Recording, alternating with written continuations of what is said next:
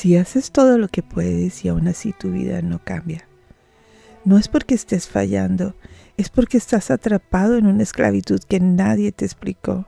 No una esclavitud eterna, no cadenas, no cárceles, una esclavitud mucho más silenciosa. La esclavitud de vivir reaccionando. La Torá cuenta una historia antigua. Un pueblo oprimido, un faraón que endurece el corazón, promesas de liberación y el sufrimiento que en vez de disminuir, aumenta. Cada vez que Moisés habla parece que todo empeora. Más trabajo, más presión, más cansancio. Y entonces surge la pregunta que nadie quiere hacer en voz alta. ¿Dónde está Dios cuando intento cambiar y no puedo? Esta historia se llama Vaera. Pero no habla de Egipto, habla de ti, porque Egipto no es un lugar, es un estado de conciencia. Y hoy, si te quedas, vamos a ver qué es lo que nos dice. Vamos a buscar una salida.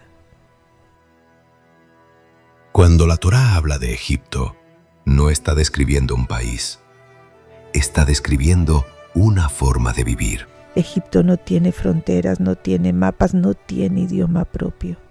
Egipto es cuando tu vida está gobernada por lo que percibes, por lo que ves, por lo que escuchas, por lo que comparas, por lo que temes perder. La Cábala llama a esto sensualidad y no tiene nada que ver con sexo.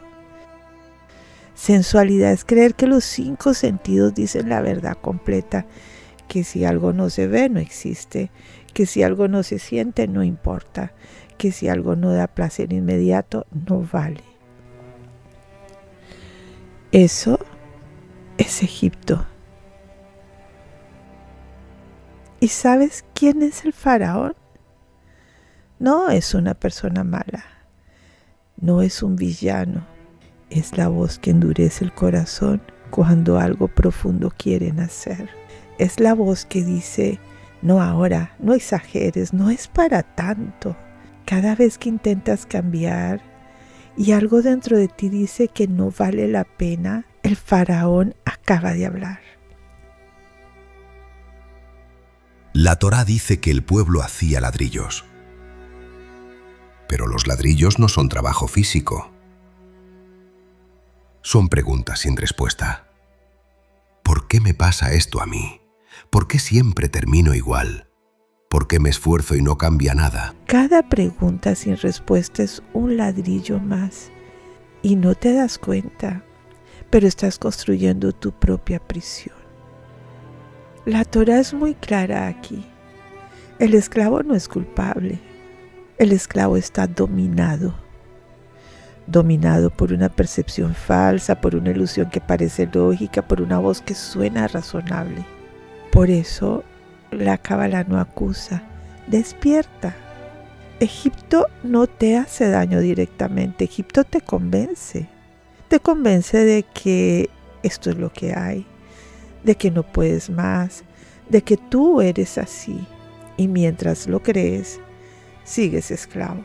La salida de Egipto no empieza con fuerza, empieza con una grieta, un instante en el que dudas lo que siempre creíste, un momento en el que algo dentro de ti dice, esto no puede ser todo. Ese pensamiento no viene de Egipto. Si hoy te sientes cansado, confundido, espiritualmente agotado, no estás fallando. Estás despertando. Y ahora que sabes qué es Egipto, podemos hablar de algo aún más delicado: la desnudez del alma. La Torá usa una expresión extraña. Dice, revelar la desnudez. No habla de cuerpos, habla de algo mucho más profundo. Habla de quedarte sin vestimenta. Entonces, deberíamos preguntarnos, ¿qué es realmente la desnudez? Cuando una persona muere, no se queda desnuda porque pierde el cuerpo, obvio. Se queda desnuda si no ha tejido nada para ponerse. La Cábala enseña algo que casi nadie dice en voz alta. Tu vestimenta espiritual no te la dan, la vas tejiendo día a día. No con grandes actos, no con gestas heroicas, con días. Cada día vivido con conciencia es un hilo. Cada día vivido reaccionando es un hilo que no se teje y nadie te avisa. Puedes tener una vida correcta, incluso espiritual, incluso religiosa, y aún así llegar al final y no tener con qué vestirte. No porque hayas sido malo, sino porque viviste dormido. Hablemos de las uniones que desvisten. La Torá llama uniones prohibidas a muchas cosas, no solo a relaciones, también a decisiones, a pactos, a lealtades ciegas. Unirte a algo que te vacía siempre te deja más desnudo, aunque en el momento no lo notes.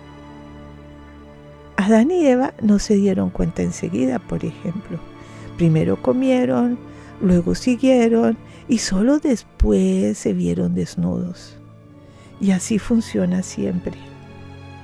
Primero pierdes la conciencia, luego pierdes la vestimenta y solo al final aparece la vergüenza. Esto no es un castigo, es una ley, como la gravedad. Si no tejes, no tienes, sin drama, sin juicio. Hay un momento en la vida en el que el alma siente frío. No tristeza, frío. Nada abriga, nada llena. Ese frío es la conciencia despertando. La buena noticia es que mientras respiras, puedes volver a tejer. No importa cuánto perdiste, importa si hoy estás presente. Un solo día vivido con verdad pesa más que años de inercia. Si hoy sientes que algo falta, no es que estés vacío, es que tu alma recuerda cómo se sentía estar vestida. Y ahora tenemos que hablar de por qué tus palabras no siempre crean. Hay una frase que se repite mucho. La palabra tiene poder. Creo que la has escuchado hasta el cansancio. Y sin embargo, la mayoría de las palabras no crean nada. No porque falte fe, no porque Dios no escuche, sino porque la palabra no está completa. La Torá no habla de mandamientos, habla de palabras.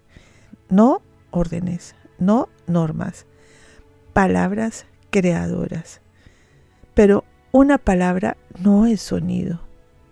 La Cábala lo explica de una forma linda. Una palabra solo existe cuando se unen tres cosas: boca, voz y verbo. Si falta una de las tres, no hay creación.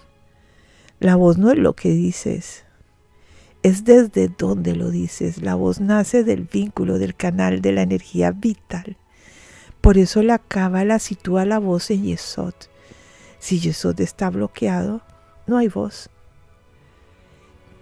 El verbo no es gramática, es la intención, la coherencia entre lo que dices y lo que eres.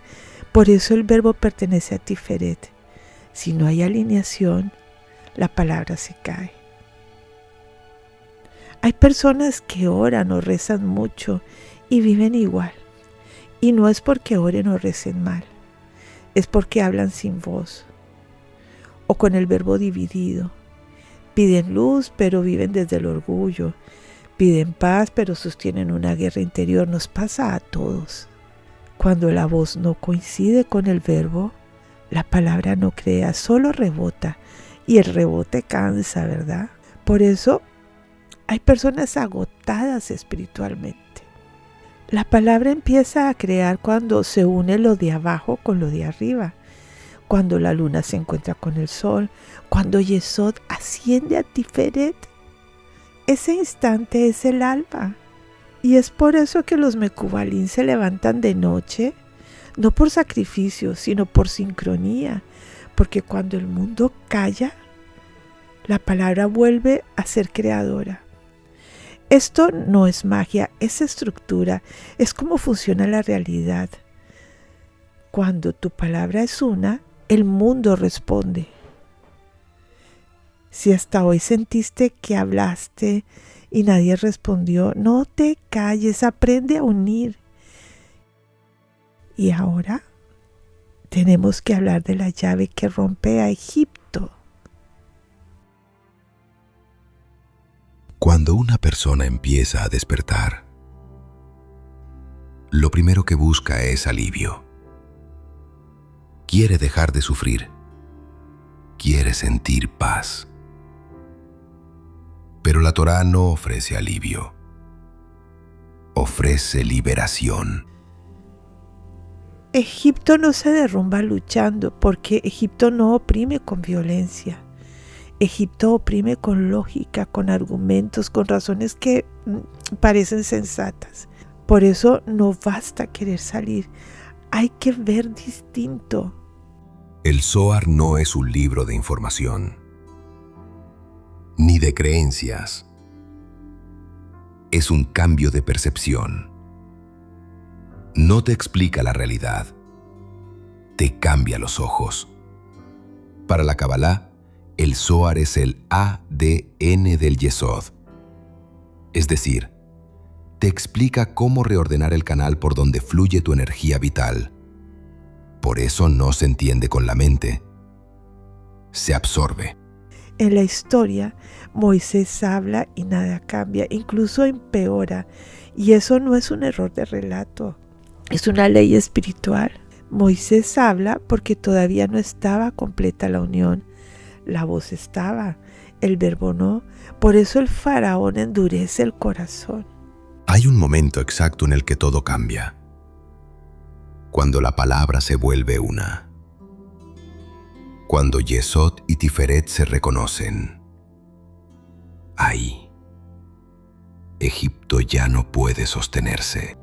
El Zohar no discute con Egipto, no lo refuta, lo deja sin poder, porque Egipto vive de una sola cosa, de que le creas. El Zohar no va contra la lógica, la trasciende. Te enseña que hay un orden más alto y cuando ese orden entra, la esclavitud se disuelve. Hay algo de lo que se habla poco. No todo el mundo quiere salir de Egipto porque salir implica responsabilidad, dejar de culpar, dejar de reaccionar, dejar de vivir en automático. Aunque la liberación sea íntima, de Egipto no se sale solo, Hay algo que la espiritualidad moderna ha olvidado y que la Cábala no olvidó nunca. Nadie se libera solo. Muchas personas buscan salir de Egipto para estar mejor, para sufrir menos, para tener paz. Y eso es comprensible, pero no es suficiente. Cuando la espiritualidad gira solo alrededor del yo, se vuelve refinada, pero sigue siendo esclavitud. Egipto cambia de forma. Ya no oprime con dolor, oprime con autosatisfacción. ¿Recuerdas la palabra creadora de esa que hablamos hace un rato? Voz y verbo unidos. Pues falta algo más. La dirección. La palabra solo se vuelve creadora cuando no es solo para ti, cuando incluye al otro, cuando hay alguien más que entra en tu campo de conciencia. Amar al prójimo no es sentir bonito, no es simpatía, es cargar responsabilidad, es no cerrar los ojos cuando el otro está perdido. No necesitas salvar al mundo. Eso es arrogancia. Solo necesitas no pasar de largo. Una persona que vuelve inclina la balanza del mundo. Si llegaste hasta este momento no es casualidad. Algo de ti salió de Egipto. Ahora no corras, no enseñes, No convenzas, camina. Y si alguien camina contigo, te damos las gracias.